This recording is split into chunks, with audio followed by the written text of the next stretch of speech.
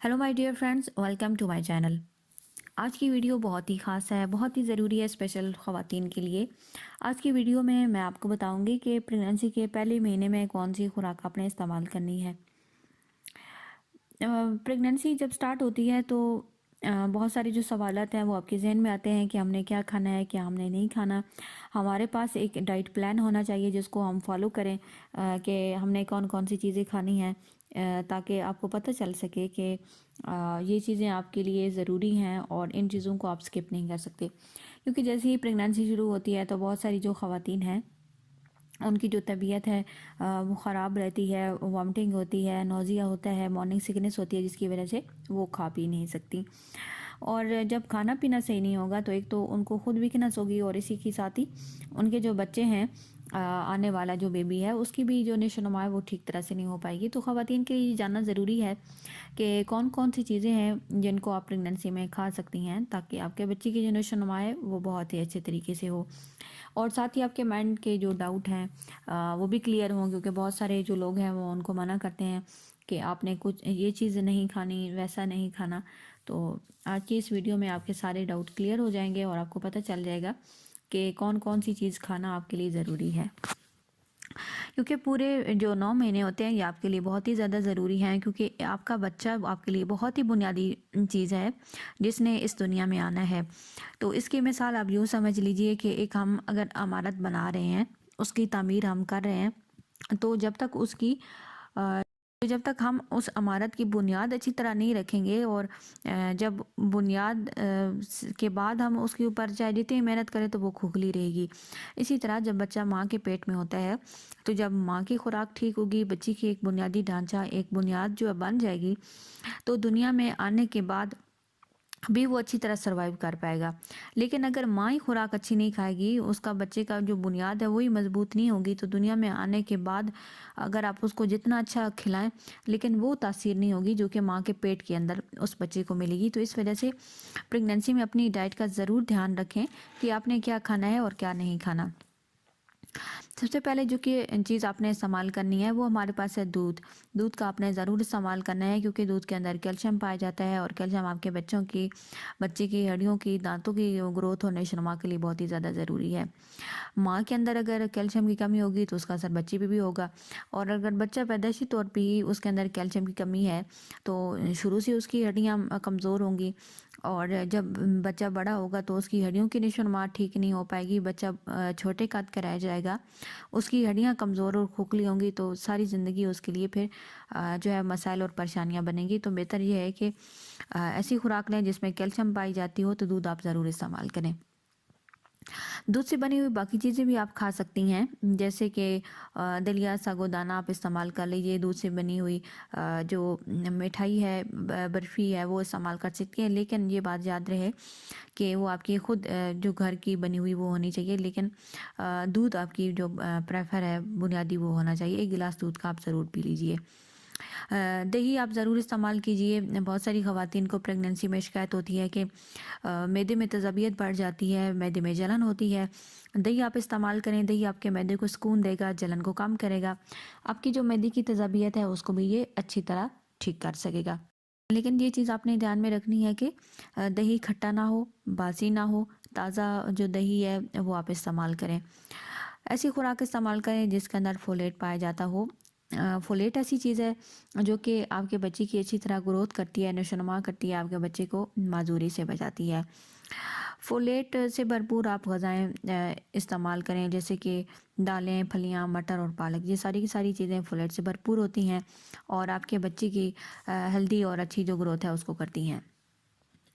इसी तरह आप अनाज इस्तेमाल करें, दालें इस्तेमाल करें, क्योंकि इन सब चीज़ों में फ़ाइबर पाया जाता है और फ़ाइबर आपके लिए बहुत ही ज़्यादा ज़रूरी है। हमल के दौरान बहुत सारी जो ख़वातीन हैं उनको कब्ज़ का मसला बनता है, क्योंकि हार्मोनल जो है मुख्तलिफ़ इम्बैलेंस की वजह से आपके मैदे का जो निज़ाम है वो डिस्टर्ब होता है, आपका हाजमे का निज़ाम भी मुतासिर होता है, जिसकी वजह से कब्ज़ का जो मसला वो ज़्यादा बनता है।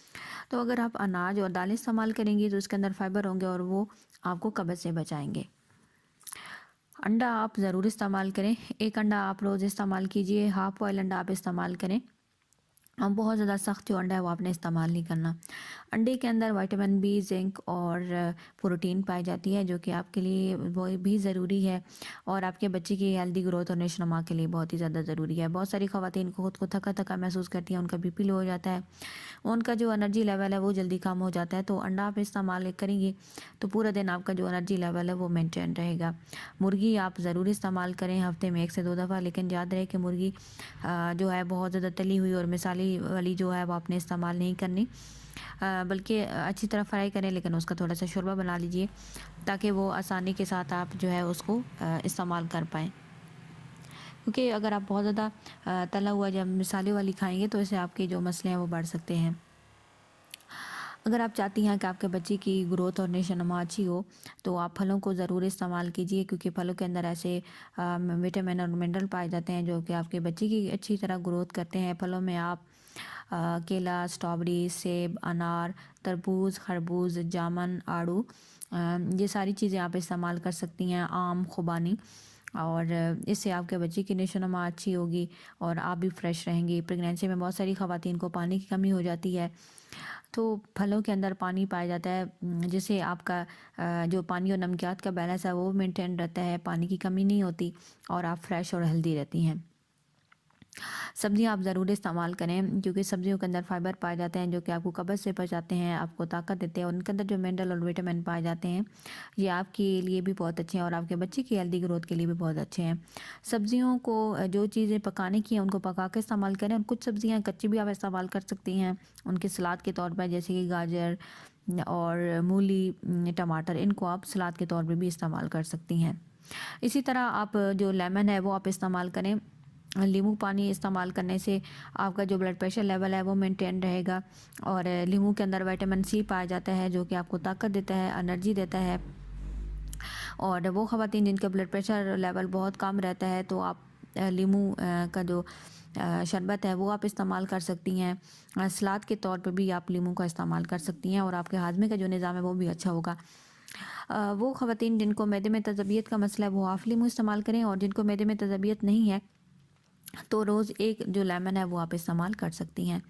اسی طرح آپ جو پھلیاں ہیں اور بیج ہیں وہ بھی آپ استعمال کر سکتی ہیں، جیسے کہ کدو کی بیج، سورج مکھی کی بیج، یہ سارے جو بیج ہیں آپ ان کو کھا سکتی ہیں کیونکہ ان کے اندر زنک، سیلینیم پائے جاتے ہیں، اور بہت سارے ایسے غذائی اجزاء جو کہ آپ کو اور آپ کے بچے کی ہیلدی گروتھ اور نشو و نما کے لیے بہت ہی زیادہ ضروری ہے۔